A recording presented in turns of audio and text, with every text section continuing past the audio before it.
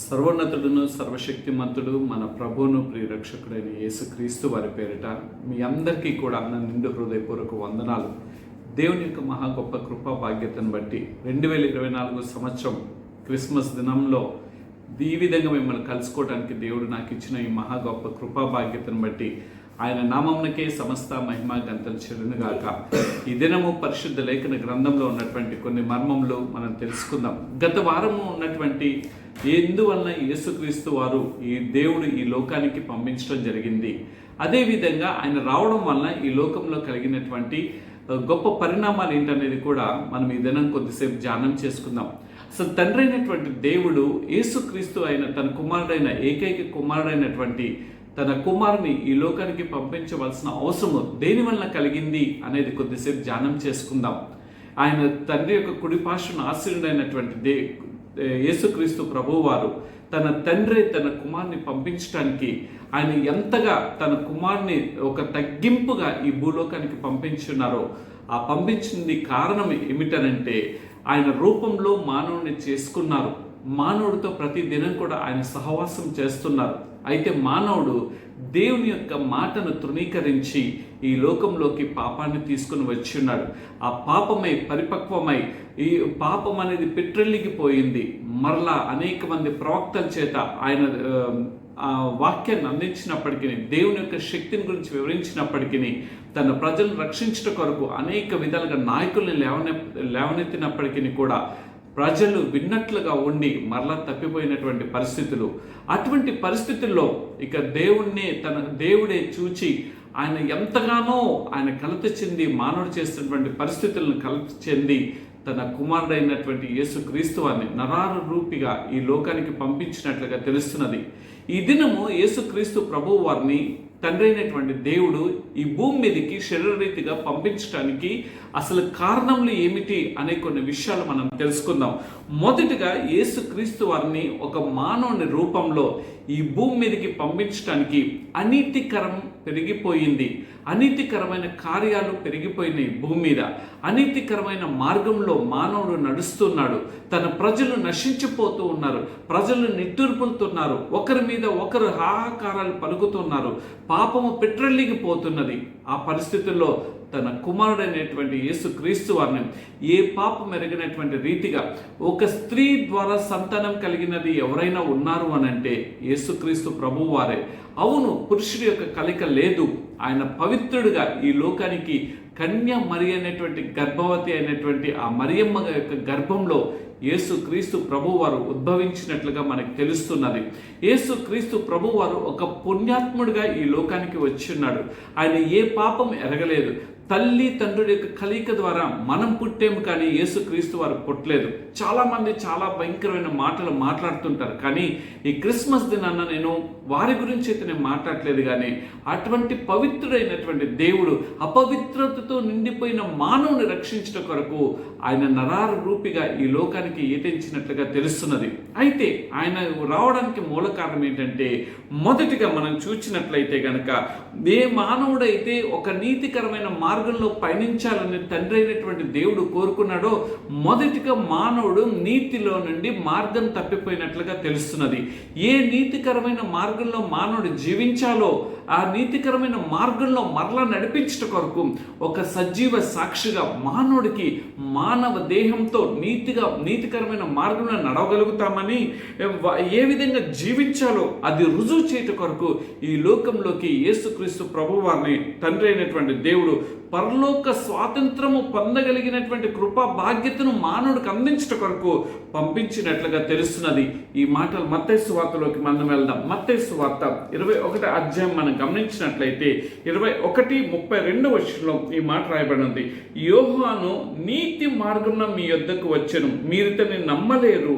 అయితే సుంకర్లను వేశ్యలను అతన్ని నమ్మి మీరు అది చూచి అతని నమ్మనట్లు పశ్చాత్తాపడకపోతే, అంటే నీతి మార్గంలో మానవుని నడిపించట కొరకు అనీతికరమైన మార్గంలో నడుస్తున్న మానవుని మరలా సరిచేయట కొరకు మొదటిగా తన కుమారుడైనటువంటి యేసు క్రీస్తు వారిని ఈ లోకంలోకి పంపించినట్లుగా తెలుస్తున్నది.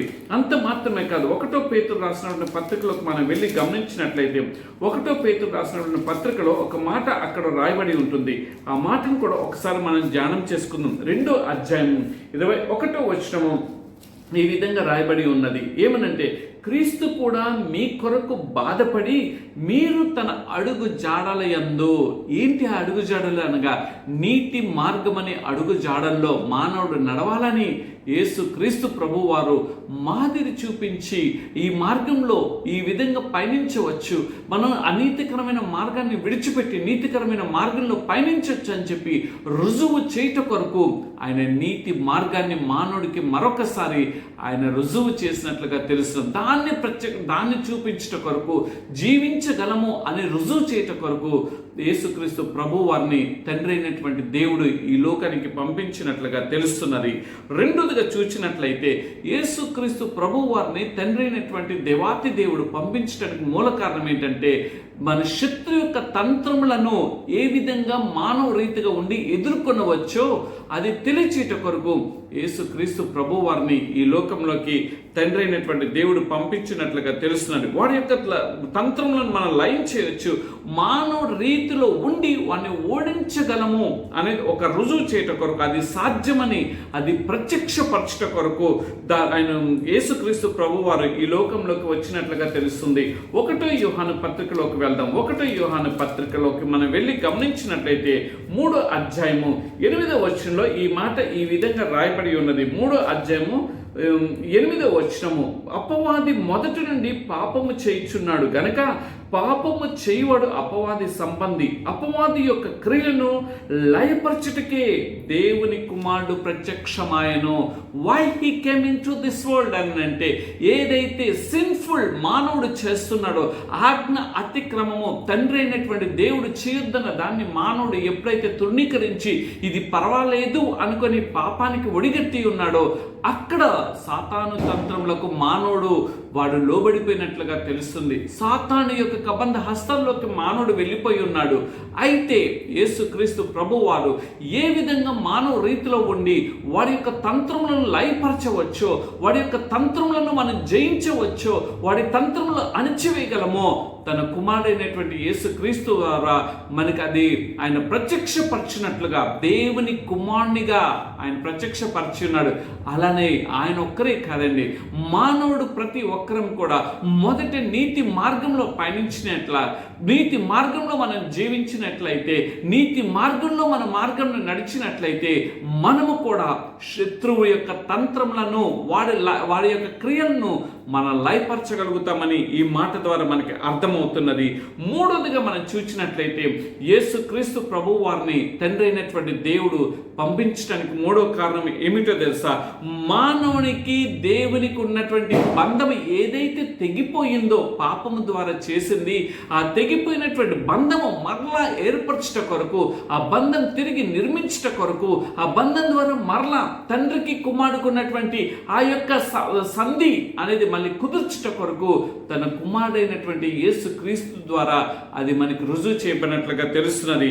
ఏదైతే మానవుడు ఆ జీవ మార్గం ఉన్నదో ఆ జీవ మార్గాన్ని విడిచిపెట్టి ఉన్నాడు, ఆ మానవుడు ఏదైతే సత్య మార్గం ఉన్నదో ఆ సత్య మార్గాన్ని విడిచిపెట్టి ఆ జీవం కాని దాని కొరకు మానవుడు ప్రాకులాడుతున్నప్పుడు మరలా తిరిగి జీవ మార్గం ఏంటో తెలియచేయట కొరకు, సత్యం కాని దాన్ని సత్యం అనుకుంటూ అసత్యమైన జీవితంలో జీవిస్తున్నటువంటి మానవుడిని మరలా సత్య మార్గంలోకి నడిపించట కొరకు, ఆ శాశ్వతమైన రాజ్యంలో మానవుడిని అక్కడ ఉంచుట కొరకు, ఆయన ఆ రాజ్యంలో మరలా చేర్చుకుంట కొరకు మనము యేసుక్రీస్తు ప్రభు వారిని తండ్రి అయినటువంటి దేవుడు ఈ లోకానికి పంపించినట్లుగా తెలుస్తున్నది. 1 తిమోతికి రాసినటువంటి పత్రికలోకి మనం వెళ్ళినట్లయితే అక్కడ 2వ అధ్యాయము 1 తిమోతికి రాసినటువంటి పత్రిక 2వ అధ్యాయము 5వ వచనంలో మనం గమనించినట్లయితే ఈ విధంగా రాయబడి ఉన్నది. ఏమని ఉన్నది అని అంటే, దేవుడు ఒక్కడే. ఇదిన్న దేవుడు అని పిలువబడుతున్న వారు దేవుళ్ళు కాదండి, దేవుడు ఒక్కడే. He is only the one God అని అంటున్నాడు. దేవుడు ఒక్కడే అని అంటూ, దేవునికిని నరులకు మధ్యవర్తియు ఒక్కడే, ఆయన క్రీస్తు యేసను నరుడు. ఆయన నరరూపిగా ఆయన ఎందుకు ఏతించినాడు తెలుసా? ఏ బంధం అయితే తండ్రికి కుమారులకి ఉన్నటువంటి బంధం తెగిపోయిందో, తండ్రికి కుమార్తెకు ఉన్నటువంటి బంధము, ఆ పాపంని ఎప్పుడైతే మానవుడు ప్రేమించి ఆ ఉన్నటువంటి బంధము తెగిపోయిందో, ఆ బంధాన్ని మరలా తిరిగి ఏర్పరచట కొరకు నరరూపిగా తన కుమారుడైనటువంటి యేసు క్రీస్తు వారిని ఈ లోకంలోకి తండ్రి అయినటువంటి దేవుడు పంపించినట్లుగా తెలుస్తున్నది. అంత మాత్రమే కాదండి, మన యోహాను సువార్తలకు మనం వెళ్ళినట్లయితే, యోహాను సువార్త 14వ అధ్యాయంలోకి మనం వెళ్ళినట్లయితే అక్కడ ఒక మాట మనకి కనిపిస్తున్నది. 14వ అధ్యాయంలో మనం గమనించినట్లయితే 6వ వచనం, 14, 6వ వచనంలో ఈ విధంగా రాయబడి ఉన్నది. యేసు అంటున్నారు, నేనే మార్గము, నేనే సత్యమును, నేనే జీవమును అని అంటూ, తర్వాత చూడండి, నా ద్వారా తప్ప ఎవ్వడినూ తండ్రి యొద్దకు రాడు. ఆయన మధ్యవర్తి కాబట్టి తండ్రి యొక్క ఆజ్ఞ ప్రకారం కుమారుడు లోబడి ఈ లోకానికి వచ్చినాడు. దేని కొరకు తెలుసా? మార్గం ఏంటో చూపించడం కొరకు, సత్యం ఏంటో చూపించడం కొరకు, జీవం ఏంటో ఆయన తెలియచేయటం కొరకు. ఆయన ద్వారా మాత్రమే మరలా తిరిగి పోగొట్టుకున్నటువంటి ఆ జీవ మార్గము, అసత్యమైన దాన్ని విడిచిపెట్టి సత్య మార్గంలో నడిపించడం కొరకు, జీవం కలిగినటువంటి ఆ జీవ మార్గంలో మానవుడు మరలా పయనించట కొరకు తన కుమారుడైనటువంటి యేసు క్రీస్తు వారిని ఈ లోకంలోకి పంపించినట్లుగా మనకి ఇక్కడ కనిపిస్తుంది. అంత మాత్రమే కాదు, కొలసీలకు రాసినటువంటి పత్రికలోకి మనం వెళ్ళినట్లయితే, కొలసీలకు రాసినటువంటి పత్రిక 1వ అధ్యాయము 15వ వచనంలో మనం గమనించినట్లయితే అక్కడ కూడా మనకి ఒక మాట అక్కడ కనిపిస్తుంది. కొలసీలు రాసినటువంటి పత్రిక 1:15, ఆయన అదృశ్య దేవుని స్వరూపి అయి సర్వ సృష్టికి, ఎవరు? ఆయన అదృశ్య దేవుని స్వరూపి అయి సర్వ సృష్టికి ఆయన ఏంటో తెలుసండి, ఆది సంభూతుడై ఉన్నాడు తండ్రి. అందుకని ఆదికాండం 1వ అధ్యాయంలో మనకి అక్కడ కనిపిస్తుంది, మొదట్లోనే నిరాకారంగా ఉన్నప్పుడు ఆయన ఆత్మ అల్లలాడుచున్నది అని చెప్పేసి మాట కనిపిస్తుంది. ఆయన ఆది సంభూతుడై ఉన్నాడండి. ఆ ఆది సంభూతుడైనటువంటి దేవుడు ఒక కుమారుని రూపంలో నీ కొరకు నా కొరకు ఈ భూలోకానికి ఏతించినాడు. మన పండుగ చాలా సంతోషంగా సంవత్సరం అంతా కూడా మనం ఎదురు చూస్తుంటాము. ఎప్పుడు క్రిస్మస్ పండుగ వస్తుందో, ఆ క్రిస్మస్ పండుగ ఆనందాన్ని ఎప్పుడు అనుభవించాలి అని మనం చూస్తాం. ఏదో డాన్సులు వేసుకుంటూ, నాట్యములు చేస్తూ, నూతన వస్త్రములు వేసుకుంటూ, లేకపోతే పిండి వంటలు వండుకుంటూ, మంచి మంచి వంటలు చేసుకుంటూ ఉంటాం. నేను కాదు అని నేను అన్ను, కానీ అన్నిటికీ మించి నీ కొరకు యేసుక్రీస్తు ప్రభు వారు ఎందు నిమిత్తం వచ్చినారో, ఆయన ఆది సంభూతుడైనటువంటి దేవుడు ఒక నరరూపిగా ఆయన ఈ లోకానికి ఎందుకు ఏతించున్నాడు తెలుసా? ఆయన నీకు తండ్రికి ఉన్నటువంటి బంధం ఏదైతే తెగిపోయిందో మరలా తిరిగి ఆ బంధాన్ని ఏర్పరచడం కొరకు కుమారుడైనటువంటి యేసు క్రీస్తు వారు ఈ లోకానికి వచ్చినట్లుగా తెలుస్తుంది. అంత మాత్రమే కాదండి, మనం గమనించినట్లయితే ఆయన దేని కొరకు, 4వ విషయం గమనించినట్లయితే, to do the will of the father, తండ్రి యొక్క చిత్తాన్ని నెరవేర్చట కొరకు యేసు క్రీస్తు ప్రభు వారు ఈ లోకానికి వచ్చినట్లుగా తెలుస్తున్నది. ఈ మాట యోహాను సువార్తలో మనం వెళ్ళినట్లయితే అక్కడ ఈ మాట మనకి కనిపిస్తుంది. యోహాను సువార్త 6వ అధ్యాయంలోకి మనం వెళ్ళినట్లయితే 38వ వచనంలో మనం ఈ మాటని ఈ విధంగా మనం చూడగలుగుతాం. ఆ మాట నా ఇష్టంను నెరవేర్చుకొంటకు నేను రాలేదు, నన్ను పంపిన వాని చిత్తం నెరవేర్చుటకే పరలోకం నుండి దిగి వచ్చి తిని. ఆయన తన సొంత చిత్తాన్ని నెరవేర్చుకోవడం కోసం వచ్చినట్లుగా ఎక్కడ కూడా యేసుక్రీస్తు ప్రభు వారు చెప్పలేదండి.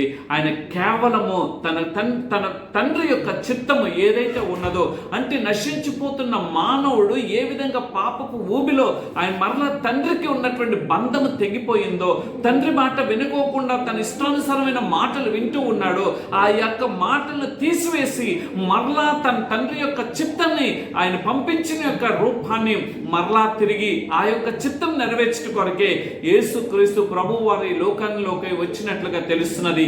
ఈ మాటలు వింటున్నటువంటి నా ప్రియ సహోదరుడా, ఈ మాటలు వింటున్నటువంటి నా ప్రియమైన సహోదరి, నువ్వు ఎంత పండుగ చేసుకుంటున్నావు అది చాలా సంతోషకరమే. కానీ ఈ పండుగ దినాల్లో నువ్వు తండ్రి యొక్క చిత్తాన్ని నెరవేర్చడం కొరకు నీ హృదయాన్ని నువ్వు సిద్ధపరచుకుంటున్నావా?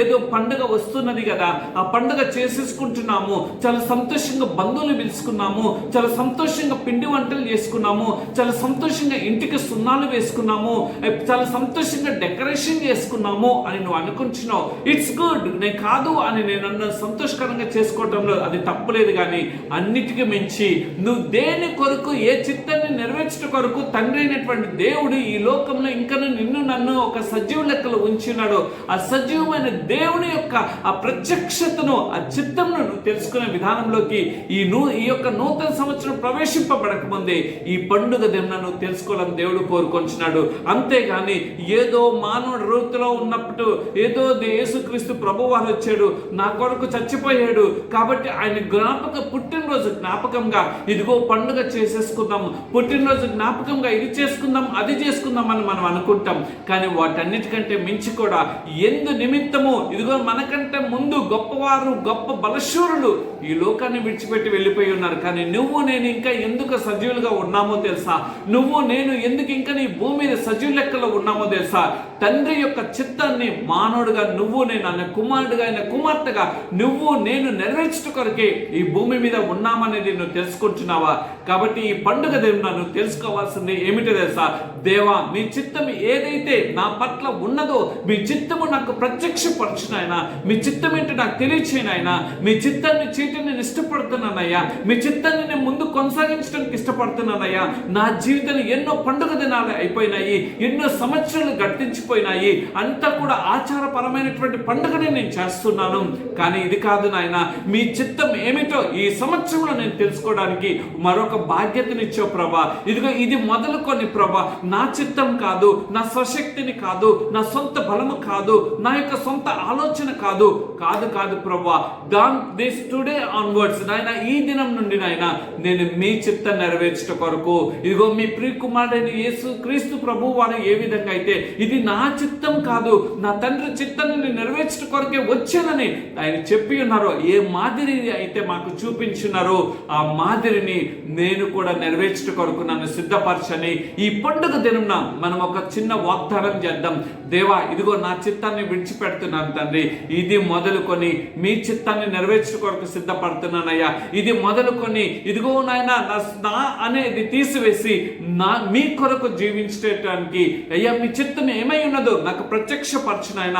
ప్రార్థన అనుభవం ద్వారా నాకు ప్రత్యక్షపరచు, మీ వాక్కు ద్వారా నాకు ప్రత్యక్షపరచు, మీ మాట ద్వారా నాకు ప్రత్యక్షపరచు, నేను చేయటానికి సిద్ధపడుతున్నాను అని చెప్పి ఎప్పుడైతే మనం సిద్ధపడతామో దేవుడు తన చిత్తాన్ని మనకు తెలియచేస్తాడు. అప్పుడు ఆయన చిత్తాన్ని నెరవేర్చగలిగే వారిగా ఉంటాం. అందుకని యేసుక్రీస్తు ప్రభువు వారు ఈ లోకంలో జీవించినప్పుడు అనేక పర్యాయంలో నా చిత్తం కాదు నా తండ్రి చిత్తం అన్నారు. మీకు నాకున్నటువంటి బంధము అని చెప్పి ప్రతి విషయంలో కూడా తండ్రితో ఆయన మమేకమైనట్లుగా తెలుస్తున్నది. కానీ ఇదన్నా నా ప్రియ సహోదరుడా, నా ప్రియమైన సహోదరి, దేవునితో మమేకం అవటాన్ని నువ్వు ఇష్టపడుతున్నావా? ఈ క్రిస్మస్ దిన దేవుడు నిన్ను ప్రేమగా పిలుస్తున్నాడు. ఏమిటి తెలుసా? నా చిత్తాన్ని నెరవేర్చడానికి నీకు ఈ సంవత్సరం ఇచ్చాను కదా, నా చిత్తాన్ని నెరవేర్చడానికి ఇష్టపడుతున్నావా? లేకపోతే నీ చిత్తాన్ని నెరవేర్చుకోవడానికి నువ్వు ఇష్టపడుతున్నావా? ఇదిగో నీ చిత్తం నెరవేర్చాలి అని అనుకుంటే ఇదిగో నువ్వు ఇంకనూ కూడా అనీతికరమైన మార్గంలో ఉన్నావు, అసత్యమైన మార్గంలో ఉన్నావు, జీవం కాని వాటిని నువ్వు ప్రేమిస్తున్నావు. కాబట్టి నేను నీతో ఉండలేనంటే ఏమైపోతాం? ఇంతలో కనబడి అంతలో మాయమైపోయి ఆవిరి లాంటి వారం కదా. కానీ మనం ఒక దినం చనిపోతాం. కానీ ఆ చనిపోయిన తర్వాత మన ప్రాణాత్మ ఎక్కడికి వెళ్తుంది అనేది మనం గమనించుకోవాలి. కాబట్టి ఈ యొక్క సమయంలో దేవుడు నిన్ను నన్ను ప్రేమతో హెచ్చరిస్తున్నారు. ఏమిటో తెలుసా? ఇదిగో తండ్రి చిత్తం నెరవేర్చట కొరకు ఇదిగో నేను మీ చిత్తం నెరవేర్చడానికి నేను వచ్చాను అని చెప్పి మనం ఎప్పుడైతే దేవుని దగ్గర మనం మొరపెడతాం. అంతేకాదు హెబ్రీయులు రాసిన పత్రికలో కూడా ఒక మాట రాయబడింది. హెబ్రీయులు రాసిన పత్రిక 10వ అధ్యాయంలో ఒక మాట అక్కడ రాయబడి ఉంటుంది. 10వ అధ్యాయము 7వ వచనంలో ఒక మాట అక్కడ రాయబడినట్లుగా మనకు తెలుస్తుంది. ఏంటో తెలుసా? చూద్దాం రండి. అప్పుడు గ్రంథపు చుట్టూలో నన్ను గూర్చి రాయబడిన ప్రకారం, దేవా నీ చిత్తము నెరవేర్చుటకు ఇదిగో నేను వచ్చి ఉన్నానంటిని. దేని కొరకండి? గ్రంథంలో రాయబడి ఉంటుందంటండి, దేవా మీ చిత్తం నెరవేర్చుట కొరకు నేను వచ్చి తిని. ఇది ఈ సంవత్సరంలో మనం దేవుని దగ్గర ప్రమాణం చేయవలసింది. దేవా ఇది ఇప్పుడు వరకు నా చిత్తం నేను నెరవేర్చుకున్నాను, నా యొక్క పోషణ కోసమే నేను ఆలోచన చేశాను, నేను ఆస్తుల సంపాదన కొరకు నేను ప్రాకులాడాను. ఇదిగో ఆ సమయంలోనైనా మీ మందిరాన్ని కూడా నేను ఎంతగానో వెనుకబాటులో ఉన్నాను. కానీ ఇదిగో తండ్రి, నూతన సంవత్సరం రాకముందే మీ యొక్క జన్మదినంన నేను మీకు ఇచ్చే బహుమానం ఏమిటో తెలుసా? నేను మీరు ఎందు నిమిత్తము మీరు నా కొరకు వచ్చినారో ఇదిగో తండ్రి, దాన్ని నేను ఇదిగో నెరవేర్చుట కొరకు ఇదిగో నన్ను సిద్ధపరచు అని చెప్పి మనం అడిగే విధానంలోకి వెళ్దాం. ఇంకా తర్వాత 5వ చూసినట్లయితే ఆయన దేని కొరకు వచ్చినాడు తెలుసండి? యేసుక్రీస్తు ప్రభువు వారు తన తండ్రి పంపించింది ఎందు నిమిత్తం తెలుసా? టు సేవ్ ది సిన్నర్, పాపులను రక్షించట కొరకు ఆయన ఈ లోకానికి తెంచినట్లుగా తెలుస్తున్నది. 1 తిమోతి రాసిన పత్రికలోకి మనం వెళ్దాం. 1 తిమోతి రాసిన పత్రిక అక్కడ గమనించినట్లయితే ఒక మాట అక్కడ మనకు కనిపిస్తుంది. 1:15లో మనం గమనించినట్లయితే అక్కడ ఆ మాటలు ఇందాక మనం చూసి ఉన్నాం కదా, ఆ మాటలు అక్కడ ఉన్నటువంటిది ఏంటి తెలుసా? పాపులను రక్షించటకు క్రీస్తు యేసు లోకమునకు వచ్చెను. ఎవరినండి? Nobody is not a holy people. Everybody is a sinner. ఎట్లా తెలుసా? మన తలంపుల ద్వారానో, మన మాటల ద్వారానో, మన చూపుల ద్వారానో, మన క్రియల ద్వారానో, మన నడవడిక ద్వారానో, మన హృదయపు ఆలోచన ద్వారానో, మన హృదయపు తటస్థించేటువంటి అనేకమైన వాటి వలన మనం పాపులం కదా.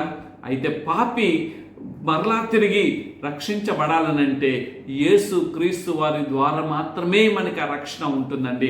ఇంకా అక్కడ ఉంటుంది చూడండి, నమ్మదగిన, అందుకనంటూ వాక్యము నమ్మదగినది, పూర్ణ అంగీకరణకు యోగ్యమై ఉన్నది. వాక్కు అనగా మరలా యోహాను సువార్త 1, ఆది యందు వాక్యం ఉండెను, ఆ వాక్యము దేవుని యొద్ద, వాక్యము దేవుడై ఉండెను, ఆ వాక్యమే శరీరధారిగా 14వ వచనం వచ్చేటప్పటికి శరీర రీతిగా ఈ లోకంలోకి తెంచినట్లుగా ఉన్నది.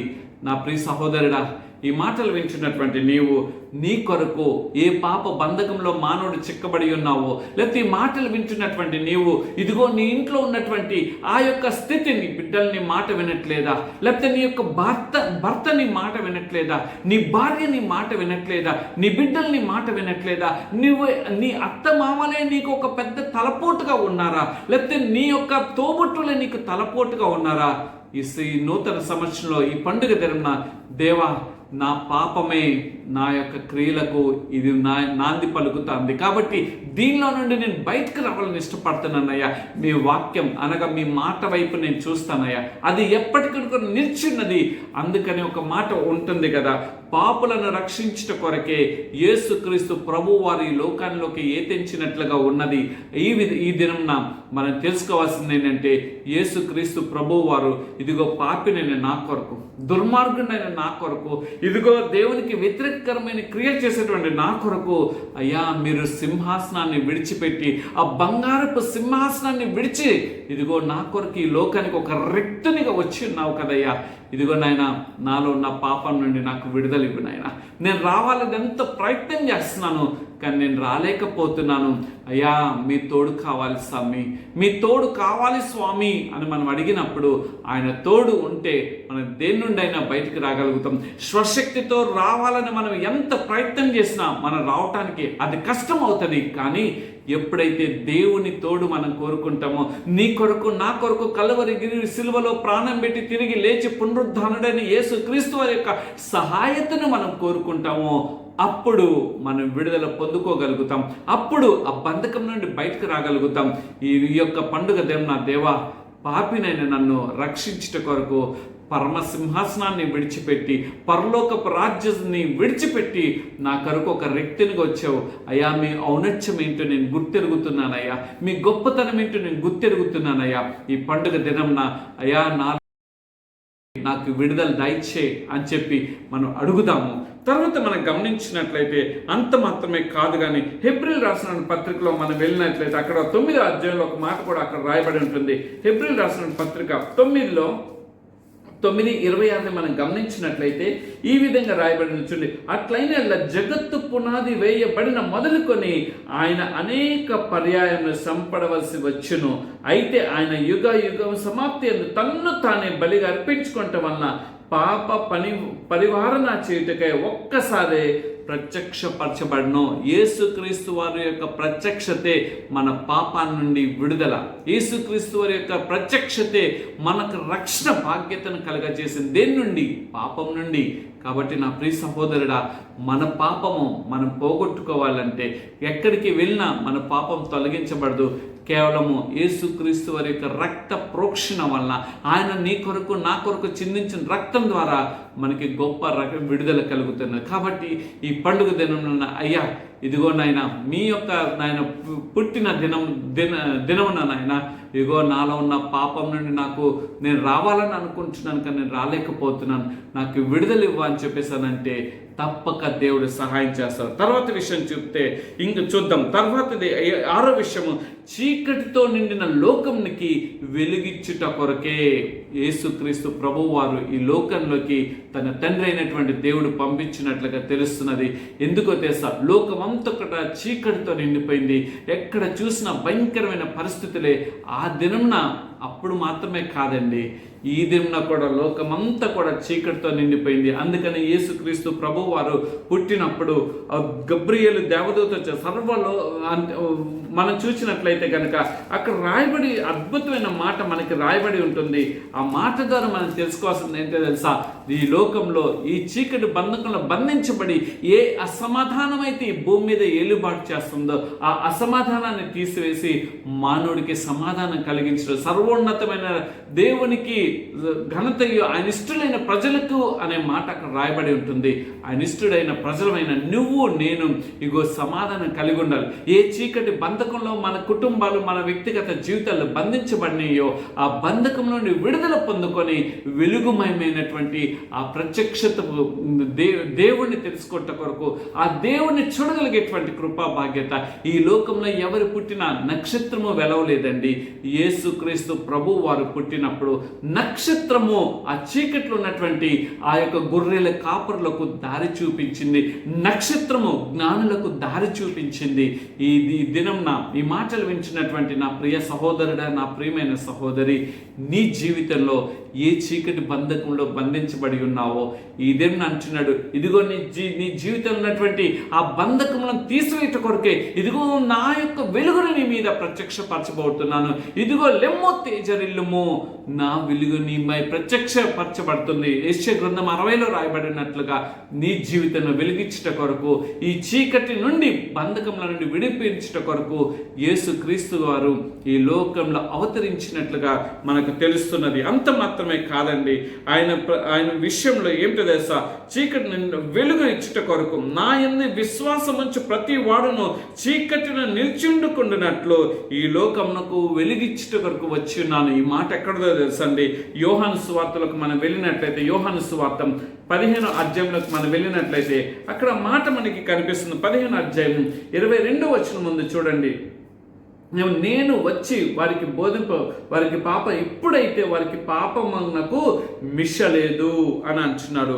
ఈ దిన ఈ మానవుడు ఈ బంధకంలో బంధించబడి వాడు పాపం అనే దాంట్లో నుండి మానవుడు రాలేకపోతున్నాడు. కాబట్టి ఆయన యొక్క ప్రత్యక్షత వలన, ఆయన ఈ లోకంలోకి రావడం వలన ఆ పాపం నుండి ఎలా విడుదల పొందుకోవాలో ఆయన కుమారుడైనటువంటి యేసుక్రీస్తు ద్వారా మనకు ఈ మార్గం అనేది కనిపిస్తుంది. ఆ రూట్ కాజ్ అనేది మనకి తెలిసినది. నా ప్రియ సహోదరుడా, ఈ మాటలు వింటున్నటువంటి నీవు ఏ బంధకంలో బంధించబడి బయటికి రాలేకపోతున్నావో, ఇదిగో దేవుడు నన్ను ఈ పండుగ దినంలో ప్రేమతో పిలుస్తున్నాడు. ఏమిటో తెలుసా? ఇదిగో నా మార్గం, ఇదిగో నీ బంధకాలలో నుండి నిన్ను విడుదలిస్తాను, నాలో ఉన్నటువంటి వెలుగును నీ మీద ప్రకాశింపచేస్తానని అంటున్నాడు. దయచేసి దేవుని యొక్క వెలుగును ప్రత్యక్షపరచుకోట కొరకు, ఇదిగో ఇంటి మీద స్టార్ పెట్టుకున్నావు, ఇంట్లో నువ్వు గొడవ పెట్టుకున్నావు, ఇంటి మీద స్టార్ ఉంది, ఇంట్లో బారుందా?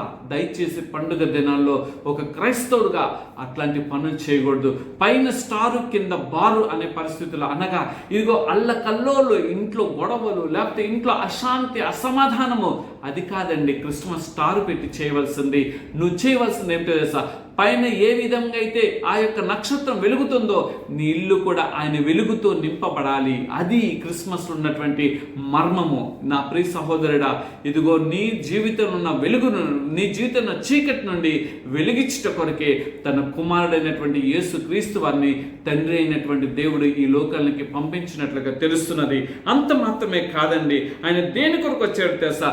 నిన్ను నన్ను ఆయన కుమారుడిగా కుమార్తెగా చేసుకుంట కొరకు. హెబ్రీయులకు రాసినటువంటి పత్రికలోకి మనం వెళ్ళినట్లయితే, హెబ్రీయులకు రాసినటువంటి పత్రిక 2వ అధ్యాయంలో మనం గమనించినట్లయితే అక్కడ ఈ మాట మనకు చాలా అద్భుతమైన సుస్పష్టంగా కనిపిస్తున్నది. హెబ్రీయులకు రాసినటువంటి పత్రిక 2వ అధ్యాయము 14 నుండి 17 వరకు మనం గమనించినట్లయితే ఈ విధంగా రాయబడింది. కాబట్టి ఆ పిల్లలు రక్త మాంసములు గలవారైనందున ఆ ప్రకారమే మరణం యొక్క బలము గలవానిని, అనగా అపవాదిని మరణం ద్వారా నశింపజేయుటకును జీవితకాలం అంతయు మరణ భయము చేత దాస్యమునకు లోబడిన వారిని విడిపించుటకును ఆయన కూడా రక్త మాంసంలో పాలువాడాయను. ఎలయనగా ఆయన ఎంత మాత్రము దేవదూతల స్వభావమును ధరించుకొనక అబ్రహాము సంతాన స్వభావమును ధరించుకొని ఉన్నాడు. కావున ప్రజల పాపములకు పరిహారం కలుగజేయుటకై దేవుని సంబంధమైన కార్యములలో కనికరమును నమ్మకమును గల ప్రధాన యాజకుడి నిమిత్తం అన్ని విషయములలో ఆయన తన సహోదరుల వంటి వాడు కావలసి ఉండెను. నీకు నాకు ఒక సహోదర బంధాన్ని ఏర్పరచడం కొరకు, ఒక సహోదరుడిగా ఎలా తెలుసండి? ఆయన ఒక దేవదూతల వలె ఆయన రావటానికి ఆయన తండ్రి ఇష్టపడలేదండి. అబ్రహాము గారి సంతానం ఏ విధంగా ఇది భూమి మీద ఉద్భవించిందో, అనగా మనం ఉద్భవించేమో, అనగా మనమైతే తల్లిదండ్రుల యొక్క కలయిక ద్వారా, కానీ ఆయనైతే ఆ కలయిక లేకోకుండా స్త్రీ సంతానంగా ఈ లోకంలోకి తెంచినట్లుగా తెలుస్తున్నాం. దేని నిమిత్తమో తెలుసా? ఏదైతే గనక ఆయన బంధం ఏర్పరచబడిందో, ఆ తండ్రితో ఆ బంధము తెగిపోయిందో, మరలా ఆయన ప్రజలుగా నిన్ను నన్ను చేసుకుంట కొరకు, మరలా ఆ బంధం రీబిల్డ్ చేయటానికి, మరలా అగైన్ వి హావ్ రీకన్స్ట్రక్ట్ చేయట కొరకు తన కుమారుడైనటువంటి యేసు క్రీస్తు వారిని ఈ లోకంలోకి పంపించినట్లుగా తెలుస్తున్నది. అంత మాత్రమే కాదండి, సాతాను యొక్క రాజ్యాన్ని వాడి క్రియలను లయపరచట కొరకు హెబ్రీ 2:14-17 చూసినట్లయితే ఆ మాటలు మనకు కనిపిస్తున్నాయి.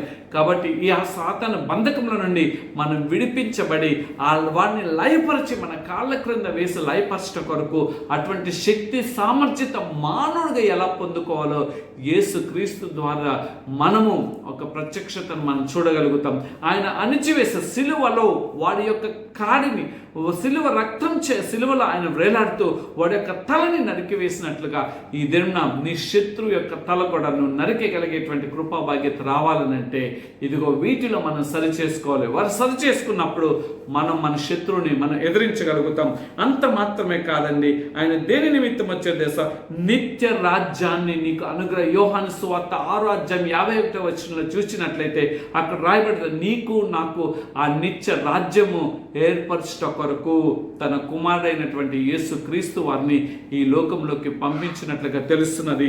ఇంకా చూసినట్లయితే నీకు నాకు ఘనత ఇచ్చట కొరకు మత్తయి సువార్త 2:1-2 లేకపోతే 2:11 మనం గమనించినట్లయితే ఏ ఘనత అయితే తన కుమారుడి ద్వారా ఆ తండ్రి గణపరచుకున్నాడో, అదేవిధంగా నీ ద్వారా నా ద్వారా కూడా ఆయన నామం గణపరచబడాలని, ఆయన నామం ప్రస్తుతించబడాలని, ఆయన నామం కొనియాడబడాలని ఆయన ఇష్టపడుతున్నాడు.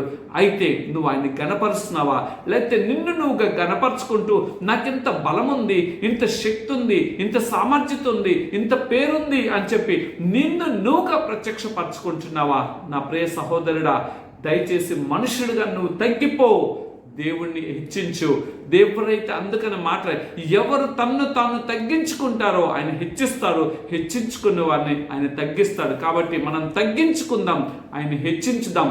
అప్పుడు నిన్ను ఆయన ఉన్నతమైన స్థానంలోకి ఆయన తీసుకెళ్తాడు. ఆ స్థానంలోకి తీసుకెళ్ళట కొరకే తన కుమారుడైనటువంటి యేసు క్రీస్తు వారిని తండ్రి అయినటువంటి దేవుడు ఈ లోకంలోకి పంపించినట్లుగా తెలుస్తున్నది. ఇంకా చూసినట్లయితే ఏదైతే దీనత్వం ఈ భూమి మీద లేకోకుండా ఆ యొక్క దేవుని యొక్క భక్తుల ద్వారా సెలవిచ్చినప్పటికీ ఏ అసమాధానం అయితే ఏ దీనత్వం అయితే ఉన్నదో ఆ దీనత్వము నశించిపోయి క్రూరత్వం పెరిగిపోయింది. ఆ క్రూరత్వంలో నుండి మానవుడికి విడుదలిచ్చి ఆ హ్యూమినిటీ ఆ యొక్క దీనత్వాన్ని కలుగచేయట కొరకు ఆయన ఒక దీనునిగా యేసుక్రీస్తు ప్రభువారు ఫిలిప్పీలు రాసిన పత్రిక 2వ అధ్యాయం 5 నుండి 8 వరకు చూసినట్లయితే మనం అక్కడ మాటలను మనం చాలా అద్భుతంగా మనం చూడగలుగుతాం. ఒకసారి చూద్దాం. ఫిలిప్పీలకు రాసిన పత్రిక 2వ అధ్యాయము 5 నుండి 8 వరకు చూసినట్లయితే ఈ విధంగా ఉంది.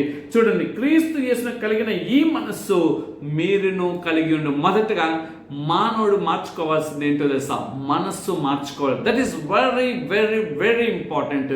యేసు క్రీస్తు ప్రభువారు మానవుడి యొక్క ఆకారాలు కాదండి, మనస్సు మార్చడానికే ఈ లోకానికి తెంచిన. ఎందుకో తెలుసా?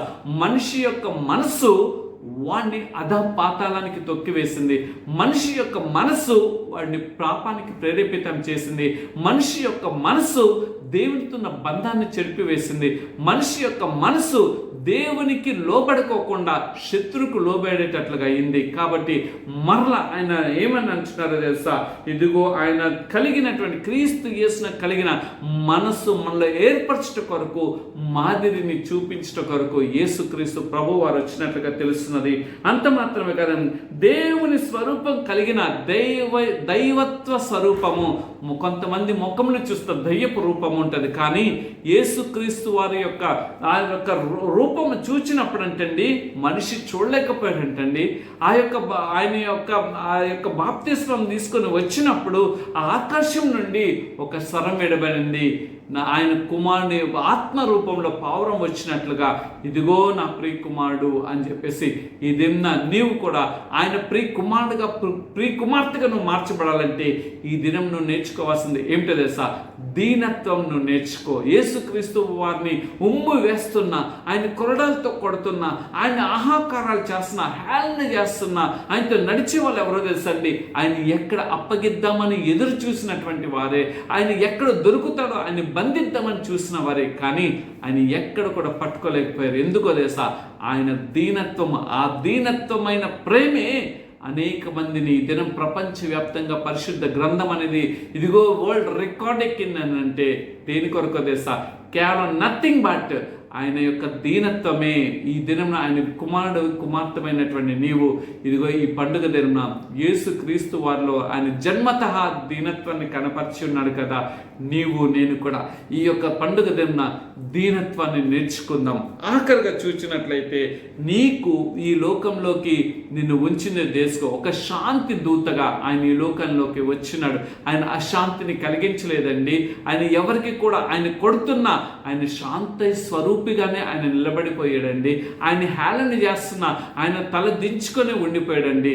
ఆ శాంతిని నువ్వు నేను, అందుకని లోకం ఇచ్చినటువంటి శాంతి కాదు, నా శాంతి నీకు అనుగ్రహించుచున్నాను యోహాను సువార్తలో ఆయన చెప్పినట్లుగా నీవు నేను కూడా ఒక శాంతి ప్రదాతగా ఉండటానికి ఏ విధంగా ఉండగలమో మానవ రీతిగా అది ప్రత్యక్షపరచబట్ట కొరకు తన కుమారుడైనటువంటి యేసు క్రీస్తు వారిని ఈ లోకంలోకి పంపించినట్లుగా తెలుస్తున్నది. ఆఖరిగా ఆయన రాజ్య సువార్త ప్రకటించట కొరకు నీవు నేను కూడా ఈ యొక్క పండుగ దిన దేవా ఇప్పటి వరకు నా యొక్క సెల్ఫ్ డబ్బాని నేను కొట్టుకున్నాను మనుషుల దగ్గర కాదు ప్రభా, ఇది మొదలుకొని మీ రాజ్య సువార్త కొరకు నేను సిద్ధపడతాను. ఆ రాజ్య సువార్త ప్రకటన అంతటా అందరూ మారు మనసు పొందవల్లనేది ఆ తండ్రి యొక్క చిత్తం. ఆ తండ్రి చిత్తాన్ని నెరవేర్చడం కొరకే ఆయన సువార్త ప్రకటన పగలంతా కూడా సువార్త, రాత్రంతా కూడా తన తండ్రితో ఆయన సంభాషించినట్లుగా నీవు నేను కూడా అయ్యా మీ సత్య సువార్తను ప్రకటించేవాడుగా నేను ఉంటాను. ఇగో నా గురించి నేను కాదు కానీ మీ గురించి జీవించగలిగే కృపా బాధ్యత నాకు ఇవ్వనన్నప్పుడు అదే ఈ క్రిస్మస్లో ఉన్నటువంటి ఆనందము. ఆ క్రిస్మస్ ఆనందం మనం పొందుకోవాలంటే వీటన్నిటిలో నుండి మనం నేర్చుకోవాల్సిన యేసు క్రీస్తు వారిని మాదిరిని మనం నేర్చుకోవాలి. యేసు క్రీస్తు వారిలో ఉన్న ఔన్నత్యం మనం తెలుసుకోవాలి. యేసు క్రీస్తు వారిలో ఉన్న గొప్పతనాన్ని మనము అలవర్చుకున్నప్పుడు మనము కూడా ఆయన ప్రత్యక్షతను చూడగలుగుతాం. అటువంటి మహా గొప్ప కృపా బాధ్యత దేవుడు మనందరికీ దయచేయునుగాక. ఆమేన్. పరిశుద్ధుడా, సర్వోన్నతుడా, సర్వశక్తిమంతుడా, మా గొప్ప ప్రియ పరలోకపు తండ్రి, మీ ఘనమైన నామాన్ని స్తుతులయ్యా. ఈ పండుగ దినమున నాయన మేమందరము సంతోషంగా ఉన్నాము. కానీ తండ్రి, మీ యొక్క ఉద్దేశం ఏమై ఉన్నదో అది దినం మాకు తెలియచేస్తున్నారు. ఎందుకు మీ కుమారుడైనటువంటి యేసు క్రీస్తు వారిని ఇగో నశించిపోతున్న మానవులైన మా కొరకు ఈ లోకానికి పంపించున్నారో మాకు అనేక విషయాలు తెలియచేస్తున్నారు. ఆ విషయాలు మా జీవితంలో మేము నేర్చుకొని ఈ పండుగ దినం ఒక వాగ్దానంతోనైనా మేము ముందుకు కొనసాగి ఆ నూతన సంవత్సరం ఎదుర్కొనే కృపా భాగ్యత మాకు దయచేయమని అడుగుచున్నాం. మీరు ఇచ్చినటువంటి మహా గొప్ప సమయాన్ని బట్టి, ఈ సంతోషకరమైన దినాన్ని బట్టి మీకు స్తుతులు చెల్లిస్తున్నాం తండ్రి. అయా ఇదిగో నాయన, మీరు గొప్ప దేవుడు అయ్యా, అత్యున్నత సింహాసనాసీనుడు తండ్రి. అటువంటి గొప్ప దేవుడిని మేము పూజించగలుగుతున్నాం. అటువంటి గొప్ప దేవుడిని మేము ఆరాధించగలిగేటువంటి ఈ పాపినైన మానవుడికి మాకు ఇచ్చిన గొప్ప ఈ యొక్క నాయన కనికరాన్ని బట్టి, ఈ గొప్ప నాయన అవకాశాన్ని బట్టి మీకు స్తోత్రం చెల్లిస్తూ తండ్రి, మీ బిడ్డలు ఎంతో నాయన ఎంతో ఎంతో ఎంతో సంతోషించి ఈ పండుగ దినంలో ఉన్నారు. అన్నిటికీ మించి వారిలో పశ్చాత్తాప హృదయం, మారు మనసు కలిగినటువంటి ఆ పశ్చాత్తాప హృదయం వారి జీవితంలో కలగచేసి అయా నిజమైన క్రిస్మస్ ఆనందాన్ని అనుభవించే బాధ్యత దయచేయమని మీ కృప కలిగిన హస్తాలకు ప్రతి ఒక్కరిని కూడా అప్పగించుకుంటూ నా ప్రభువును ప్రియరక్షకుడైన యేసు క్రీస్తు వారి పేరిటి ప్రార్థన అడిగి వేడుకొంచున్నాను తండ్రి. ఆమేన్. తండ్రి దయ, కుమారుని ప్రేమ, పరిశుద్ధాత్మ అన్యోన్య సహవాసం ఈ యొక్క పండుగ దిన దేవుని యొక్క సత్యాన్ని తెలుసుకొని ఆ సత్య మార్గంలో నడిచినట్లుగా దేవుడే మనందరికీ సహాయం చేయనుగాక. Amen, amen, amen. మంచిది నా ప్రియమైన సహోదరుడా, నా ప్రియమైన సహోదరి, మరొకసారి రేస్ ఆఫ్ హోప్ మినిస్ట్రీస్ ద్వారా మీ అందరికీ కూడా క్రిస్మస్ శుభాకాంక్షలు తెలియచేసుకుంటున్నాం. పండుగ దినమున సంతోషంగా ఉండండి. దయచేసి దేవుడికి బాధ పెట్టే పనులు ఏది కూడా చేయొద్దు. దేవుడిని దుఃఖపెట్టి మనం సంతోషంగా ఉండకూడదు. కాబట్టి పండుగ దినమున మీ సహోదరుడిగా చేతులెత్తి ప్రణమిల్లి అడుగుతున్నాను, దేవుణ్ణి బాధపరిచే క్రియలు చేయకోకుండా దేవుణ్ణి సంతోషపరుస్తూ మనుషులను వద్దండి, దేవుడి వైపు చూద్దాం, దేవుని యొక్క రాజ్యాన్ని స్వతంత్రత పొందుకుంటాం. మరొకసారి రేస్ ఆఫ్ హోప్ మినిస్ట్రీస్ ద్వారా మీ అందరికీ కూడా క్రిస్మస్ శుభాకాంక్షలు తెలియచేస్తూ మీ దగ్గర నుండి సెలవు తీసుకుంటున్న మీ యొక్క ఆత్మీయ సహోదరుడు Kalapala Sanjay. Thank you very much. God bless you all. Shalom.